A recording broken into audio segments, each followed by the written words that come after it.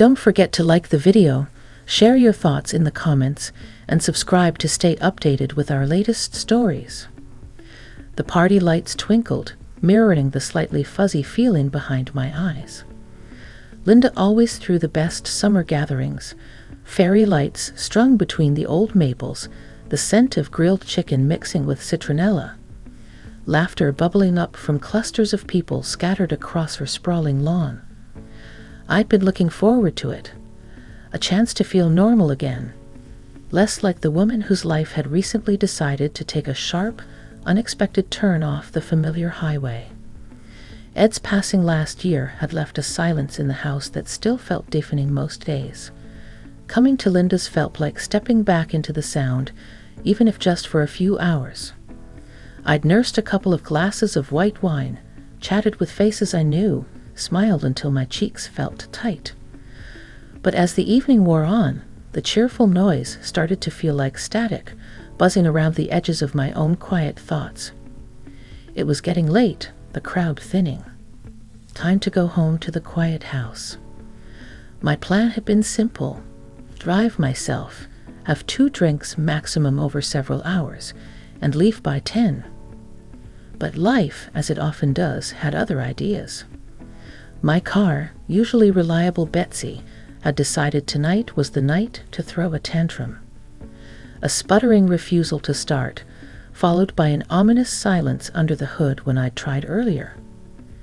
Linda, ever the unflappable hostess, had waved away my apologies. "Don't be silly, Sarah. We'll get you home. Mark can take you." Mark? I scanned the remaining guests. I didn't immediately place him. Linda gestured towards a man standing near the edge of the patio, looking out into the dark garden. "My cousin, Mark. He just got here an hour ago, had to work late. He's heading back towards your neck of the woods anyway." I remembered Linda mentioning her cousin, the quiet one who owned some sort of specialized bookstore downtown. I'd never met him. He turned as Linda called his name, and my first impression was calm. He seemed rooted to the spot, unlike the shifting, mingling energy of the partygoers. He was probably around my age, maybe late 50s, with short, neat graying hair and kind eyes behind understated glasses. There was a stillness about him. He wore a simple button-down shirt, sleeves rolled up, looking slightly out of place, as if he'd arrived directly from a quieter, more thoughtful world. "Mark, this is my dear friend, Sarah," Linda chirped, linking her arm through mine. Sarah's car decided to be difficult. "Would you be a prince and make sure she gets home all right? She lives over near Willow Creek." Mark offered a small, polite smile. "Of course. No problem at all. Ready when you are, Sarah." His voice was deeper than I expected, smooth and even. No fuss, no hesitation, just a simple acceptance. I gathered my purse and wrap, said my goodbyes to Linda with promises to call about the car tomorrow, and followed Mark towards the street. His car wasn't flashy, a dark, well-kept sedan that looked comfortable and dependable, much like the man himself. He held the passenger door open for me, a gesture that felt almost quaintly courteous in today's world. Settling into the seat, I noticed the faint, pleasant smell of old paper and maybe leather. It wasn't the usual car smell of stale air freshener. It smelled interesting, comfortable. He asked, starting the engine. The sound was a low, unobtrusive hum. "Yes, thank you," I replied, suddenly feeling a little awkward. Small talk wasn't always my forte, especially with strangers. "What do you say to your friend's cousin who's unexpectedly become your chauffeur? Thank you again for doing this. I really appreciate it." "Honestly, it's no trouble. Linda's right, I'm heading in that general direction anyway." He pulled away from the curb smoothly, the streetlights washing over his profile. He seemed focused on the road, hands resting lightly on the wheel. The silence stretched for a few blocks, filled only by the soft hum of the engine and the distant chirp of crickets. It wasn't an uncomfortable silence, strangely enough. It felt peaceful. Maybe it was the wine wearing off, or maybe it was just the contrast to the party's noise, but the quiet felt welcome. He navigated the familiar streets leading away from Linda's neighborhood with an easy confidence.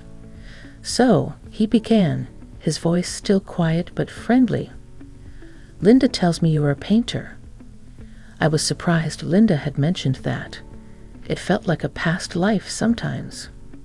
"I dabble," I admitted. "More of a hobby these days. Used to be more serious about it." "What kind of things do you paint?" He glanced over briefly, his eyes holding genuine curiosity. "Mostly landscapes," I found myself saying. "Trying to capture the light, you know. The way it changes things." "I think I know what you mean," he murmured, turning onto the main road that led towards my part of town. "Light changes everything." The way he said it, simple and direct, resonated somehow.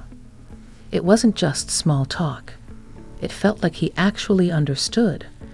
The streetlights became fewer as we left the denser suburban sprawl, the road ahead darker, illuminated mainly by the car's headlights carving a path through the night. The air drifting through the slightly open windows smelled like damp earth and honeysuckle. This unexpected ride home was already feeling different than I could have possibly imagined. The conversation started to flow more easily after that. He asked about my painting, not just polite questions, but thoughtful ones about inspiration, about the feeling of getting lost in the canvas. I found myself telling him about the frustration of trying to capture a specific shade of sunset, the small joy of finally getting it right. It felt surprisingly easy to talk to him. He listened intently, nodding sometimes, his occasional comments showing he wasn't just hearing, but understanding. He spoke about his bookstore, not just the business side, but the satisfaction of connecting someone with a book they end up loving, the quiet magic of a place filled with stories waiting to be discovered.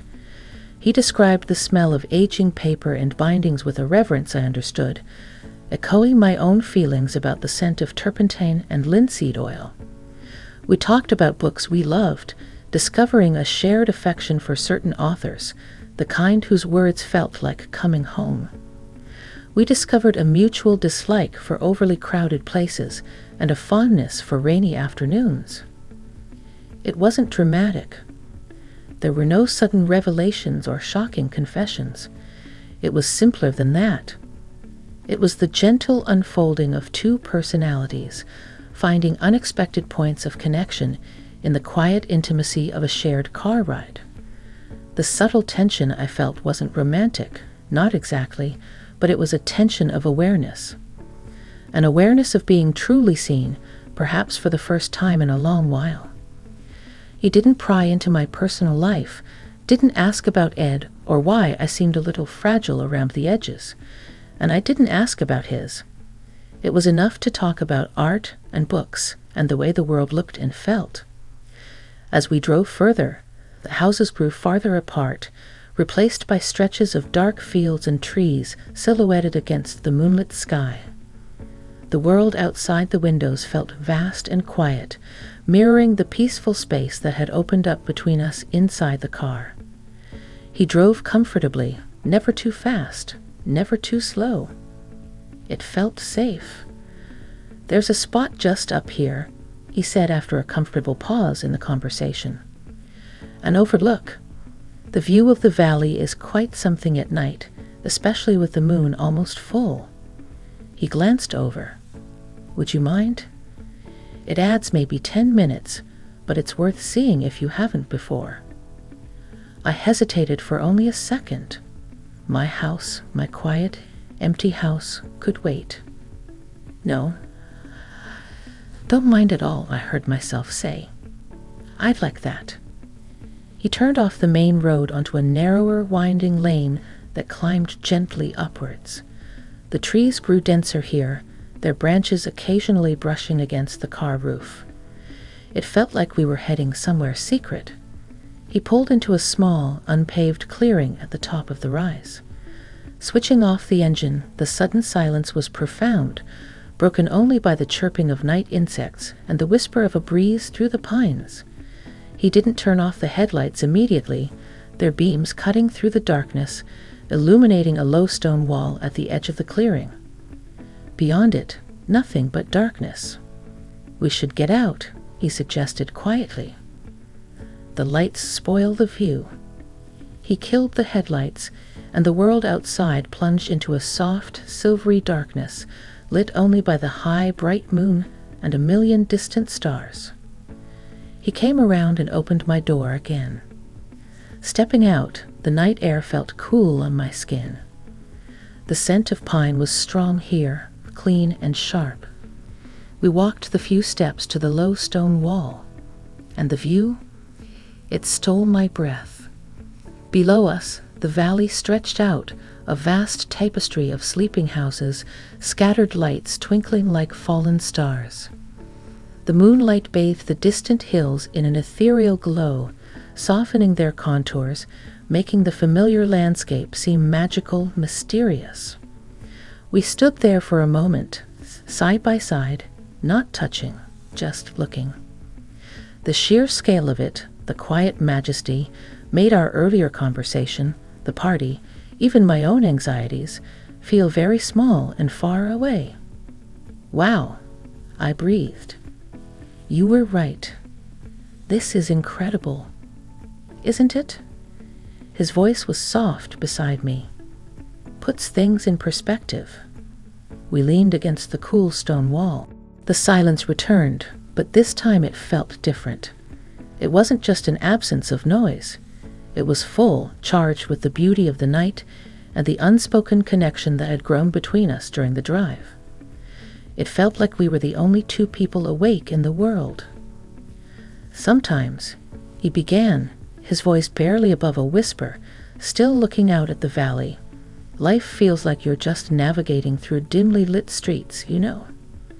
Following the familiar route because it's the one you know. You forget to look up or pull over and see the bigger picture." I knew exactly what he meant. That's how I'd felt for months. Head down, just getting through the days, the weeks. "You get lost in the details," I agreed, my own voice hushed. "The potholes, the traffic lights. You forget there's a whole landscape out there." He turned his head slightly, looking at me. The moonlight caught the lens of his glasses, but I could feel the intensity of his gaze. "Exactly. And sometimes you just need someone to suggest a detour." His words hung in the cool night air. It wasn't a proposition, not in the way that word is usually meant. It felt deeper than that. It was an acknowledgement of the rut I was in, perhaps the rut he understood too. It was an invitation to see things differently, prompted by this shared, unexpected moment. My heart was beating a little faster. Not with alarm, but with a strange mix of vulnerability and possibility. It was the kind of intimate moment that happens rarely in life, where guards drop, and you connect with another person on a level that bypasses small talk and pretense. He wasn't trying to impress me or win me over. He was just being present. And in doing so, he was allowing me to be present too, perhaps more fully than I had been in a very long time. "My wife, Eleanor," he said quietly, surprising me. He hadn't mentioned a wife. "She passed away 3 years ago. Cancer. She loved views like this. We used to come up here sometimes." The revelation wasn't sad, the way he said it. It was just a fact, shared softly in the darkness. A piece of his landscape, offered gently. "I'm so sorry, Mark," I murmured. And I truly was. "It's all right," he said, turning back to the view. "Mostly. Some days are louder than others, you know." I did know. Oh, how I knew about the loud days. "Yes," I whispered. "The silence can be the loudest sound of all." He nodded slowly, a shared understanding passing between us without needing further words. We stood there a while longer, enveloped by the vast, quiet beauty of the night and the fragile, unexpected intimacy of shared grief and understanding. It wasn't about romance. It was about humanity, about seeing the map of loss in another person's eyes and recognizing the landmarks. The unexpected thing wasn't a kiss or a confession of attraction. It was this profound, quiet moment of seeing and being seen, of shared vulnerability under a canopy of stars. It felt like a quiet clearing in the dense forest of my own solitude. The drive back down the winding lane and onto the main road towards my house was different. The earlier easy chatter was replaced by a comfortable, thoughtful silence. The air in the car felt charged, but not with awkwardness. It was the quiet energy that follows a moment of genuine connection, like the air after a summer storm, cleansed, calm, and carrying the faint scent of ozone. Mark seemed content with the silence too, his hands steady on the wheel, his gaze focused ahead, but seemingly more relaxed than before. I watched the familiar landmarks approach, the old mill by the creek, the sharp turn at Willow Road, but they looked different tonight. Tinged with the silver of the moonlight we'd shared at the overlook, colored by the quiet understanding that had passed between us. When he pulled up in front of my house, he cut the engine, plunging us back into the neighborhood quiet, broken only by the low hum of a distant air conditioner. My porch light cast a warm, welcoming glow, but tonight the house didn't seem quite so empty. Something had shifted within me. "Well," he said softly, turning slightly in his seat. "Here you are." "Thank you, Mark," I said, meeting his gaze. His eyes, behind the glasses, looked kind, steady. "Really? Thank you for the ride. And for the detour." A small smile touched his lips. "You're welcome, Sarah." It was nice.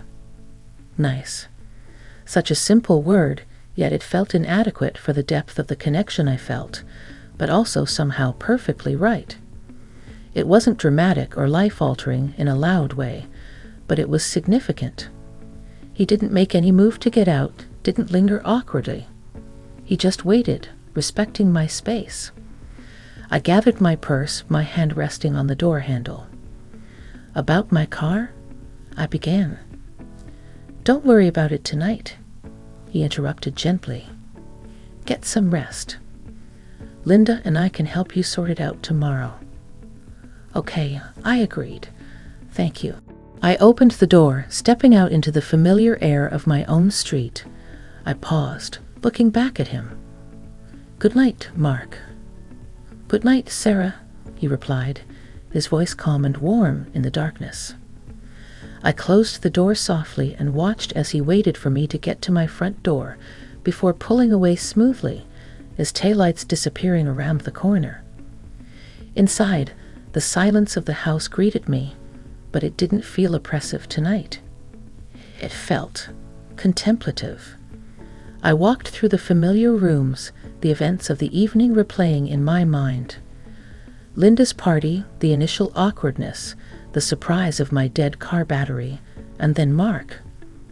The quiet conversation in the car, the shared appreciation for simple things, the unexpected stop at the overlook, the starlit view, and that moment of profound shared understanding. It wasn't a whirlwind romance, nothing like the stories you sometimes hear.